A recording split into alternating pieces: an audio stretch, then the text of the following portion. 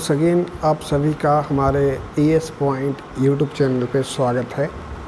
आज की वीडियो में हम लोग महादेवी वर्मा जी के बारे में पढ़ने जा रहे हैं। महादेवी वर्मा जी कौन थी, कहाँ की रहने वाली थी, यानी इनका जीवन परिचय एंड इनका साहित्यिक परिचय हम लोग दोनों देखेंगे, ठीक है।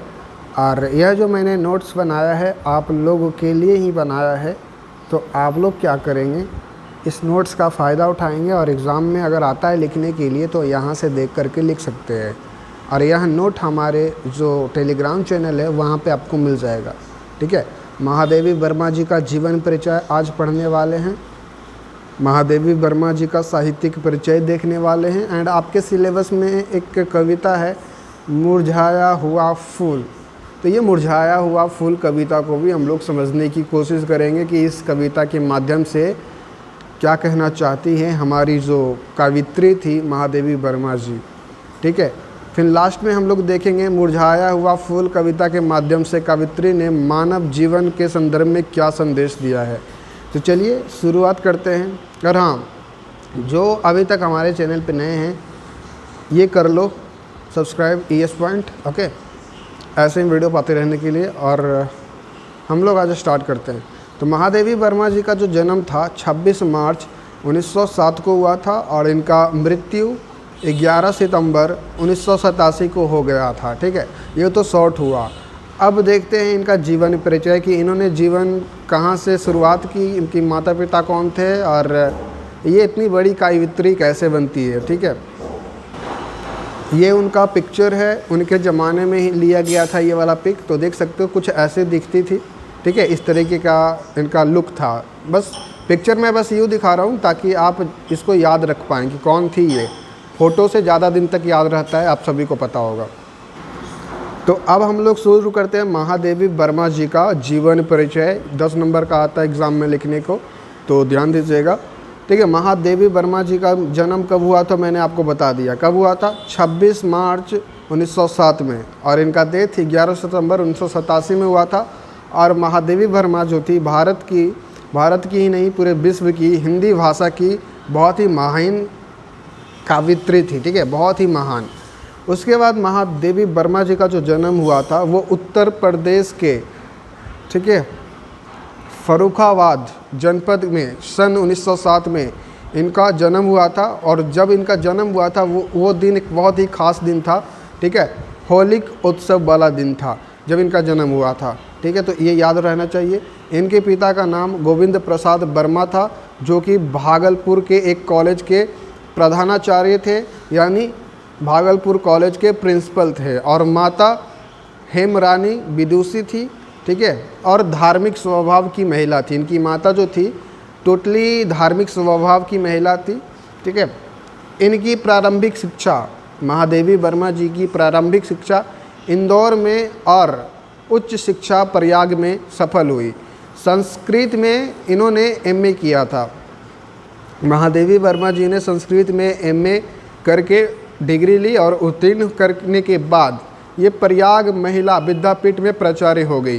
तो ये फिर आगे चल के प्राचार्य का काम भी ये करती है, कहाँ पे, प्रयाग महिला विद्यापीठ, ओके।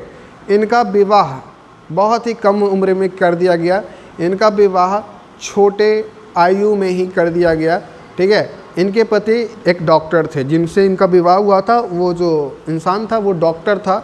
इन्होंने नारियों की स्वतंत्रता, मतलब हम जो हमारे गर्ल्स लोग हैं, वुमेंस लोग हैं, फीमेल्स लोग हैं, उनकी स्वतंत्रता के लिए सदैव संघर्ष किया है, ठीक है। और इनके लिए आवाज़ उठाया है। नारी शक्ति, नारी सम्मान के लिए इन्होंने बहुत ही काम किए। इनकी कविताओं को जब तुम पढ़ोगे तो समझ में आएगा कि ये वुमेन एम्पावरमेंट में काफ़ी ज़्यादा फोकस की थी ये, ठीक है। नारी शक्ति, नारियों की स्वतंत्रता के लिए सदैव संघर्ष किया और अधिकारों की रक्षा के लिए नारी का शिक्षित होना आवश्यक बताया, ठीक है। नारी शिक्षित होगी तो उनका अधिकार उनसे कोई छीन नहीं सकता है। तो शिक्षा पे भी इन्होंने काफ़ी ज़्यादा जोर दिया और सबको समझाया है कि नारी को, गर्ल्स को, फीमेल्स को शिक्षा बहुत ज़रूरी है, ठीक है। उसके बाद देखो ये प्रयाग में ही रह करके इनका पूरा जीवन बीता है, ठीक है, जीवन पर्यंत हुआ है। और इन्होंने चूँकि प्रयाग में ये रहे हैं तो प्रयाग में ही अपना पूरा साहित्य वगैरह साधना करती रही, ठीक है। तो प्रयाग में ही रह करके ये जीवन पर्यंत साहित्य साधना करती रही। महादेवी वर्मा जी की मृत्यु 11 सितंबर सन 1987 में हो गई और इसे इस असार संसार को विदा हो गई, मतलब छोड़ के चली गई हम लोग को। भले ही आज हमारे बीच महादेवी वर्मा जी नहीं हैं, लेकिन ठीक है, इनका जो गीत काव्य है प्रेमियों का मानस पटल सदैव विराजमान रहेंगे, ठीक है, सदैव विराजमान रहेंगे। मतलब इनकी जो रचनाएं हैं कभी कोई भूल नहीं सकता है, इन्होंने इतनी अच्छी अच्छी रचनाएं लिखी है, ठीक है। आधुनिक हिंदी की सबसे सशक्त कावित्री में से एक होने के कारण उन्हें आधुनिक मीरा के नाम से भी जाना जाता है, ठीक है। मॉडर्न मीरा, मीरा जानते हो जो भगवान कृष्ण की भक्ति में लीन रहती थी, वो एक दूसरी मीरा थी। और आधुनिक युग की मीरा किन्हें कहा जाता है, तो महादेवी वर्मा को कहा जाता है, जिनके बारे में आज हम लोग पढ़ रहे हैं। तो इनको आधुनिक मीरा कहा जाता है। क्यों कहा जाता है तो आप समझ रहे होंगे, क्योंकि आधुनिक हिंदी जो था, मॉडर्न हिंदी, उसमें से सबसे सशक्त कावित्री में से एक थी ये, इसीलिए इनको आधुनिक मीरा का दर्जा मिला है, इनके नाम से इनको जाना जाता है, ठीक है। कवि निराला ने उन्हें हिंदी के विशाल मंदिर की सरस्वती भी कहा। एक कवि थे जिनका नाम था निराला, उन्होंने महादेवी वर्मा जी को हिंदी के विशाल मंदिर का सरस्वती कहा है।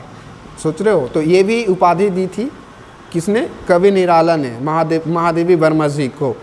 इनकी विद्यालय में इनकी मित्र मोहन कावित्री सुभद्रा कुमारी चौहान, अगेन सुभद्रा कुमारी चौहान के बारे में भी मैंने पढ़ा रखा है, ये भी बहुत ही फेमस साहित्यकार थी, पोएट थी, ठीक है। और महादेवी वर्मा जी की मित्र थी, ये साथ में ही पढ़ती थी विद्यालय में, ठीक है। ने देखो तो इनकी विद्यालय में इनकी मित्र मोहन कावित्री सुभद्रा कुमारी चौहान ने इनके बहुत प्रभावित किया। कि इनको प्रभावित किया, महादेवी वर्मा जी को, और इनके आगे बढ़ने में इनकी बहन की तरह साथ दिया। चूँकि ये बहन तो नहीं थी, लेकिन होता है ना, एक अच्छी फ्रेंड बहन से भी ज़्यादा अच्छी हो सकती है, तो बहन की तरह साथ दिया। तो ये था कुछ साहित्यिक परिचय। 2-4 पॉइंट में और रोचक तथ्य बताना चाहूँगा, जो कि आप लोग लिखना चाहे तो लिख ले, नहीं तो इतना सफिशिएंट है। लेकिन 2-4 पॉइंट्स और मैं बताना चाहूँगा आपको महादेवी वर्मा जी के जीवन परिचय के बारे में। आपको मैं बता दूं, महादेवी वर्मा जो थी बचपन से ही बहुत तेज़ तर्रार लड़की रही है, निपुण रही है पढ़ने लिखने में, ठीक है। जब ये 8th क्लास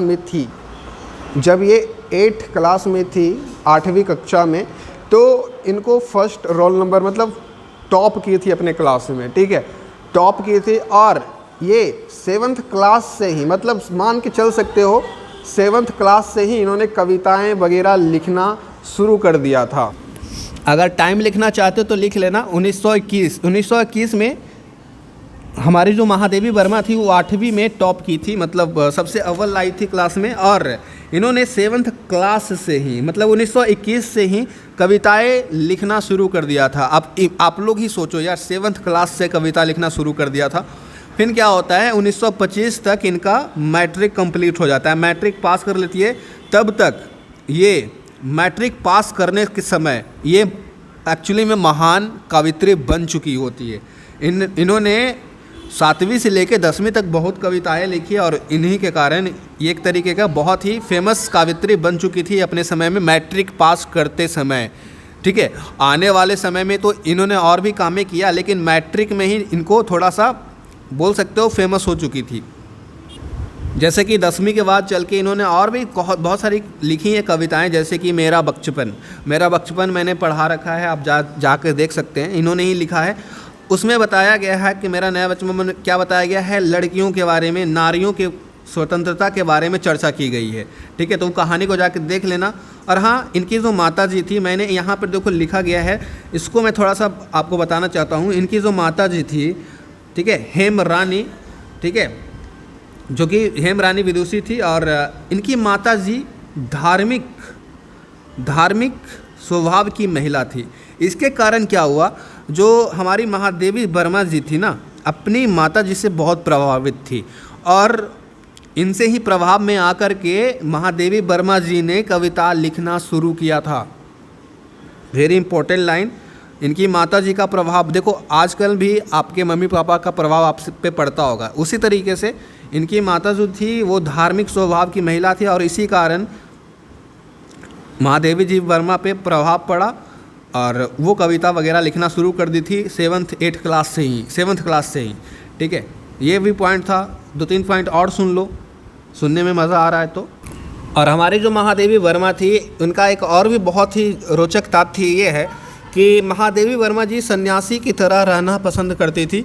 मतलब सन्यासी समझते हो ना तुम लोग, सन्यासी की तरह ऐनक वगैरह देखना पसंद नहीं करती थी और सबसे अलग रहना पसंद करती थी। ठीक है, और ये खास करके इनकी जो तुम गूगल पे जाके सर्च करना महादेवी वर्मा, देखना ये जो मेनली कपड़ा पहना करती थी वो वाइट। सन्यासी लोग कैसे कपड़ा पहनते हैं, या तो वाइट या तो मैरून। ठीक है, और क्या आप जानते हैं ये जो महादेवी वर्मा जी थी, इनका प्रभाव जो था ना, उस समय गौतम बुद्ध थे, तो गौतम बुद्ध का प्रभाव, जैसे कि हम लोग भी गौतम बुद्ध से बहुत कुछ सीखते हैं, तो ये गौतम बुद्ध से बहुत ही प्रभावित थी।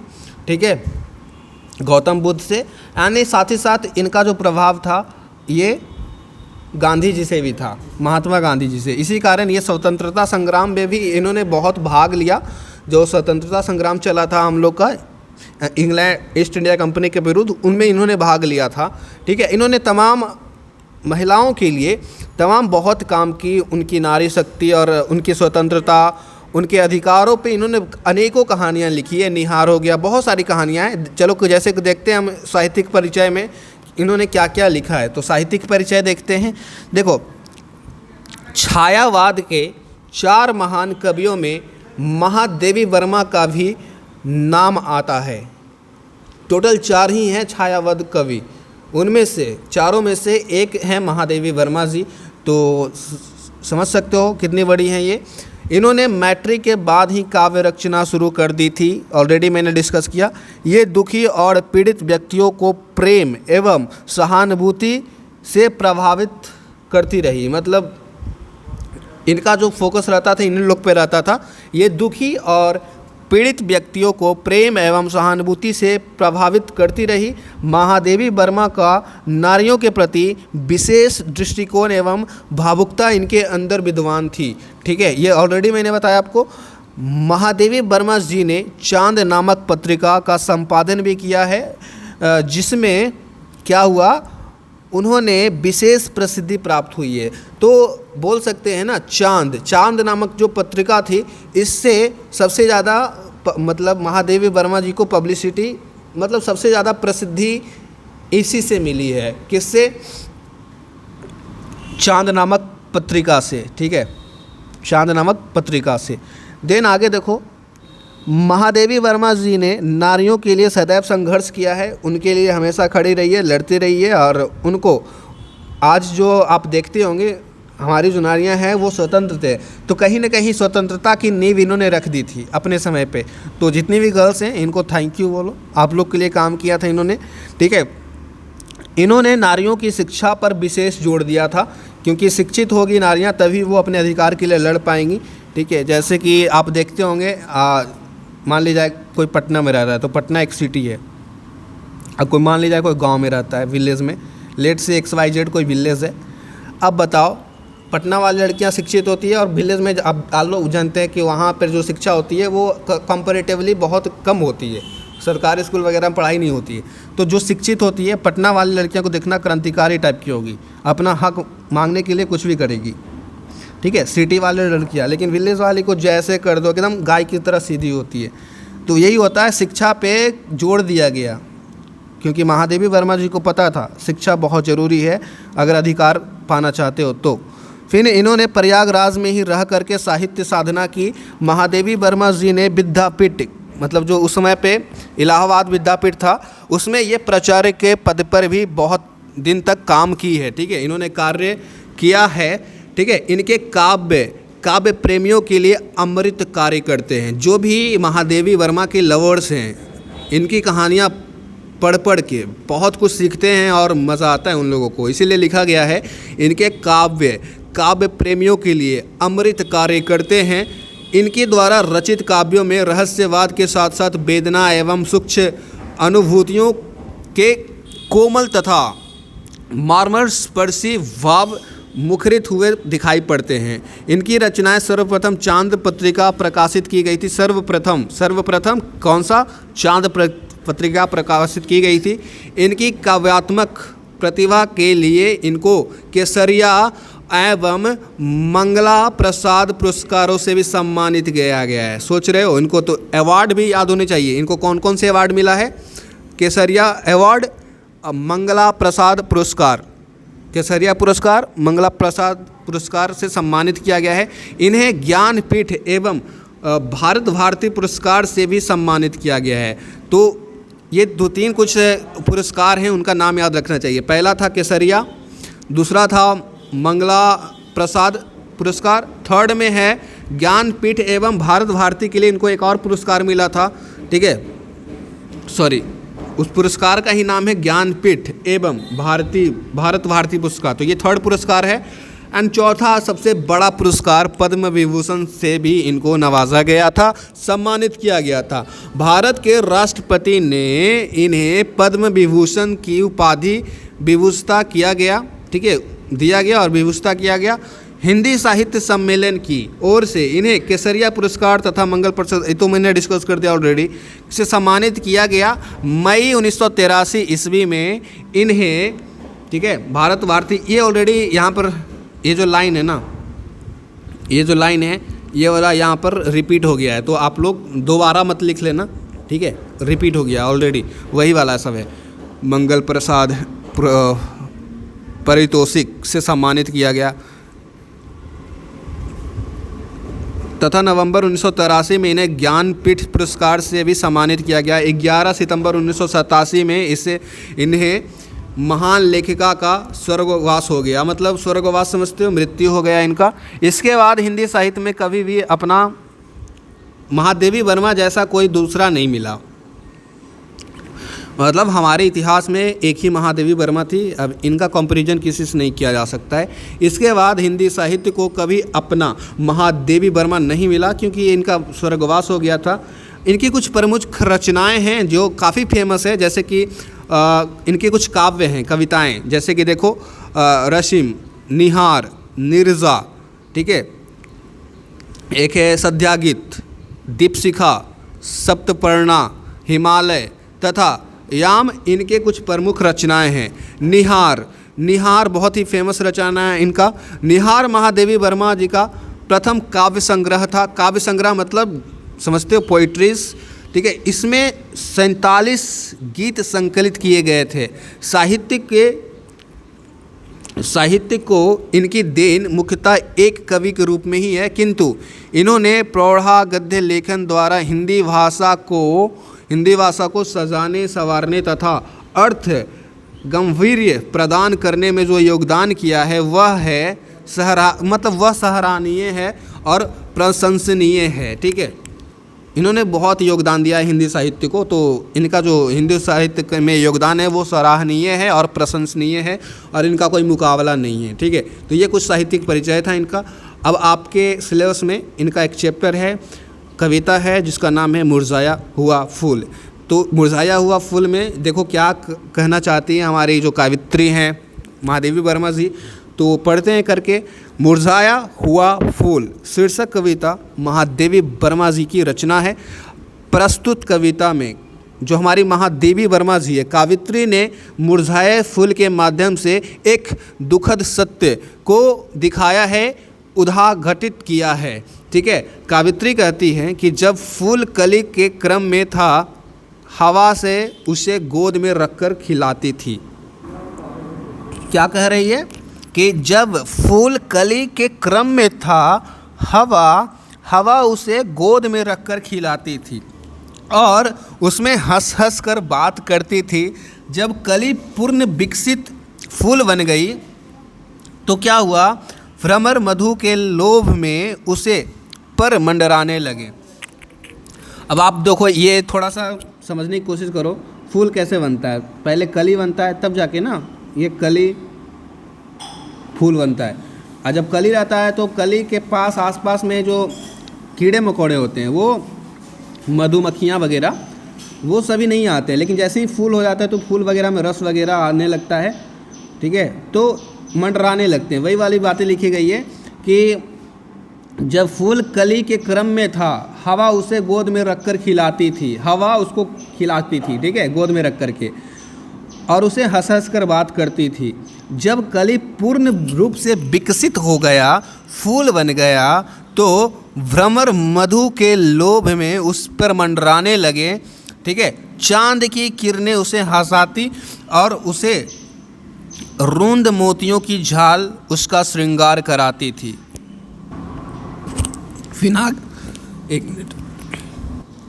फिर आगे लिखा गया है, बहुत ही इंपॉर्टेंट लाइन है कि फूल बगीचे में सदा इतरा कर उठखेलियाँ करती थी, लेकिन आज वह मुरझा गया है फूल, आज वह मुरझाया कर धरती पर गिर पड़ा है। तो बेसिकली यहाँ पर जानते हो क्या किया गया है? इन्होंने इस कहानी में पहले तो जो एक फूल होता है कली, फिर फूल बनता है, उसकी विशेषताएं बताई हैं। फिर वो जो फूल मुरझा जाता है तो उसके बारे में बताती है कि कैसा होता है जीवन। तो वही वाला लिखा गया है, फूल बगीचे में सदा इतरा कर उठखेलियाँ करती थी, लेकिन आज वह मुरझा कर धरती पर गिर पड़ा है। उसमें ना गंध है ना ही ताजगी, आज भ्रमर भी नहीं आता है उनके सामने। अब देखो, जो मुरझाया हुआ फूल रहता है, सूखा हुआ फूल रहता है, उसके आसपास तुम नहीं देखोगे कि मधुमक्खियाँ मंडराती है, नहीं मंडराती है। तो वही वाला हाल है। पहले मधुमक्खियाँ जब ताज़ा थी, नया नया विकसित हुई थी फूल, तब मंडराती थी, लेकिन जैसे ही फूल मुरझाया उसकी वैल्यू ही कम गई, ठीक है। तो ये सभी चीज़ें तुम अपनी लाइफ में भी रिलेट कर सकते हो, ठीक है। अब देखो, फूल ने अपना मधु और सौरभ दान कर दिया, लेकिन उसके सुधि लेने वाला आज कोई नहीं है। कावित्री उसे संतावना देते हुए कहती है कि मनुष्य के संबंध में भी यही होता है, मनुष्य के जीवन में, हम लोग के जीवन में, आपके जीवन में भी यही होता है। लोग मतलबी हैं, जब तक आप में रस है तभी तक आपको सब पिएंगे, और जब तक आप में वो वाला बात नहीं रहेगा ना, सब लोग आपको इग्नोर करना शुरू करेंगे। तो कावित्री उसे संतावना देते हुए कहती है कि मनुष्य के संबंध में भी यही होता है। संसार में तुम लोग प्यारे लगते थे, ठीक है, तुमने अपना सब कुछ दान करने पर भी खुशियाँ मनाई, वस्तुतः के माध्यम से जीवन की त्रासद परिणति की ओर संकेत किया है। तो ये छोटी सी इसकी क्या थी, सारांश था, चाहो तो लिख लेना, ठीक है। इसका कविता मैंने नहीं पढ़ाया है, डायरेक्ट सारांश ये है, ठीक है। तो कविता इसको मत समझ लेना। तो वही वाला सिंपल सा लॉजिक है ना कि जब तक फूल विकसित होता है तो उसके आसपास बढ़ते मंडराते रहता है मधु वगैरह, ठीक है, और सभी लोग उनके साथ खेलते रहता है, चांद के किरणें हंसती रहती है और ओस रुंद मोतियों की झाल उसका श्रृंगार करती रहती है। लेकिन जब ये मुरझा जाता है तो उसकी वैल्यू समझ में आती है, लेकिन आज वह मुरझाया कर धरती पर जो गिर पड़ा है उसमें ना तो गंध है और ना ही ताजगी, और इसमें आज मधु जो है भ्रमर भी नहीं करने आती है, ठीक है। फूलों ने अपना मधु और सौरभ दान कर दिया, लेकिन उसका शुद्धि लेने वाला आज कोई नहीं है। जब तुम देखते हो फूल जब पेड़ पे उगती है, भाई तुम ही सोचो ना, फूल जब पेड़ पे उगती है तो फूल तुमसे कुछ लेती नहीं है, ऊपर से तुमको देती है। क्या क्या देती है? फूल जो अच्छे अच्छे फूल होते हैं तुमको सुगंध देती है, तुम्ही को दे रही है। कुछ फूल को खाया भी जाता है, मैं भी पता नहीं, लेकिन खाया जाता होगा, ठीक है। सर्च करना, साइंटिस्ट वाले स्टूडेंट जानते होंगे, साइंस वाले, ठीक है। अब तुम भी जानते हो फूल रहता है, आगे चल के कुछ फल बनता है, दिस डैट। तो फूल हमेशा अपने पूरे जीवन में दूसरों को दान देती ही रहती है, लेकिन उसके बदले वो शुद्धि कभी नहीं लेती है, ठीक है। और जब ये कुछ लेती नहीं है तो इस शुद्धि का लेने वाला, हिसाब लेने वाला कोई नहीं है, ठीक है। सेम हम लोग के जीवन में यही होता है, सेम टू सेम। और देखो इस कहानी के माध्यम से क्या कहना चाहती है। मुरझाया हुआ फूल कविता के माध्यम से कवित्री ने मानव जीवन के संदर्भ में क्या संदेश दिया है। मुरझाया हुआ फूल कविता के माध्यम से कवित्री ने, महादेवी वर्मा जी ने मानव जीवन के संदर्भ में यह महत्वपूर्ण संदेश दिया है कि इस कविता में एक छोटे से फूल के माध्यम से मानव के जीवन में गूढ़ सत्य को उजागर किया है कि ये रियलिटी है, उसको इन्होंने बताया है। खिले फूल को देख करके सब उसकी ओर आकर्षित होते हैं कि नहीं? आप भी होते होंगे। उसे सौंदर्य का मतलब पाना चाहते हैं, उसके सौंदर्य के प्रति मोहित होते हैं, ठीक है। लेकिन जब वही फूल अंत में अर्थात मुरझाते हुए रहता है और ज़मीन पे गिरा हुआ रहता है, तो फूल पर कोई रोता भी नहीं है, मतलब इतना भी वैल्यू नहीं है, कोई रोता भी नहीं है कि बेचारा फूल ने जीवन भर तुम्हारी हेल्प की है, तुमको सुगंध दिया है, तुमसे फ़ायदा उठाया, लेकिन जैसे ही वो फूल मुरझा के गिर गई है तो उस पर रोता भी नहीं है। ठीक उसी प्रकार मानव जीवन में भी जब शुरुआत का स्टेज होता है, प्रमावस्था होता है, जब आप सक्सेसफुल हो रहते हैं, तो फूल की तरह ही आपसे लोग आकर्षित होंगे, आपसे मीठी मीठी मधुर मधुर बातें करेंगे, ठीक है। लेकिन जैसे ही आपका बुरा समय आता है, ख़राब समय आता है, उसका जो कंपैरिजन किया गया है मुरझाए फूल से किया गया है, समझ गए? जब ख़राब समय आता है ना, परिस्थितियाँ ख़राब होती है, तो आपके जो क्लोजेस्ट, आपके रिश्तेदार या आपके बहुत अच्छे फ्रेंड्स भी आपसे मुंह घुमा लेते हैं, ठीक है। यही विविधता का निर्णय है कि क्योंकि संसार में सभी स्वार्थी हैं, ठीक है, स्वार्थ पर लोग हैं सभी। आप भी होंगे, आपके फैमिली वाले भी होंगे। देखो, मैं खुलेआम कहता हूँ, ऐसा नहीं है, सबके अंदर स्वार्थ छिपा हुआ है। ऐसा कोई इंसान नहीं है जो कि स्वार्थी निस्वार्थी है। जैसे कि सन्यासी लोग वगैरह होंगे, लेकिन जो अभी हम लोग रह रहे हैं सभी लोग ऑलमोस्ट स्वार्थी हैं, मानो या ना मानो, ठीक है। अभी हम लोग चलते हैं, ख़त्म करते हैं आज के लेक्चर को। महादेवी वर्मा का जी का एक कहानी था, काफ़ी अच्छा कहानी था, ठीक है। इस कविता को कभी फुर्सत मिले तो ध्यान से पढ़ना, ठीक है। और इनकी और भी कहानियाँ हैं, निहार हो गया, चांद पत्रिका को पढ़ने की कोशिश करना समय मिले तो। और लड़कियों को तो खास करके पढ़ना चाहिए, क्योंकि आपके लिए इन्होंने इतना काम किया है, तो आपका फ़र्ज़ बनता है कि इनकी रचनाओं को आप पढ़ो। फिलहाल आज के लिए इतना ही। Thank you for watching.